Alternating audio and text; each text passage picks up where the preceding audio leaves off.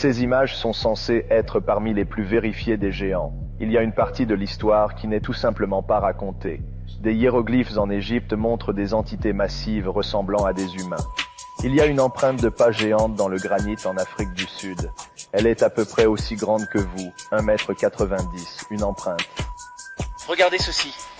Il y a le gros orteil et les 4 autres orteils jusqu'au petit orteil et en bas jusqu'au talon. Ce qui est fascinant, c'est ce morceau qui dépasse ici.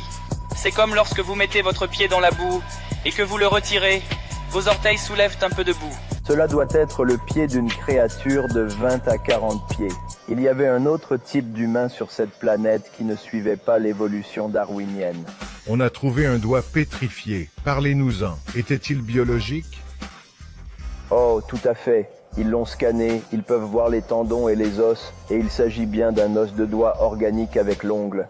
Et si l'on avait attaché cela à un humain et fait l'analyse, il aurait mesuré plus de 20 pieds de haut.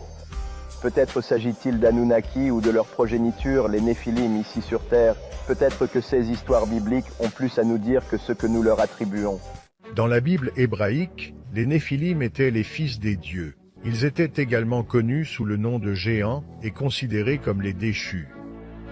Les recherches de Michael Mott suggèrent qu'ils se seraient retirés sous terre. La tribu qui disait garder l'entrée de la terre intérieure. Ils ont dit qu'il faudrait peut-être 2 semaines pour descendre assez loin et rencontrer les habitants, qui étaient des gens gigantesques, qui mesuraient entre 2 et 3 mètres de haut. Ils ont raconté que lorsqu'ils sont descendus assez loin, l'une des choses qu'ils ont vues était de la roche en fusion. Et c'est exactement ce que la science moderne nous dit que l'on devrait trouver sous la terre, mais comment un peuple primitif aurait-il pu le savoir? Les traces laissées par les géants de cette planète sont stupéfiantes. J'ai trouvé dans les montagnes des os et des parties de corps qui sont 50 fois, 100 fois, 500 fois la taille d'un être humain. Les anciennes histoires de géants sur Terre ont donc été transmises à maintes reprises. Il y a certainement une volonté de cacher les origines de l'humanité, de cacher la véritable histoire de notre espèce, la véritable histoire de l'humanité, la véritable histoire de la planète, de ce qui s'est passé ici.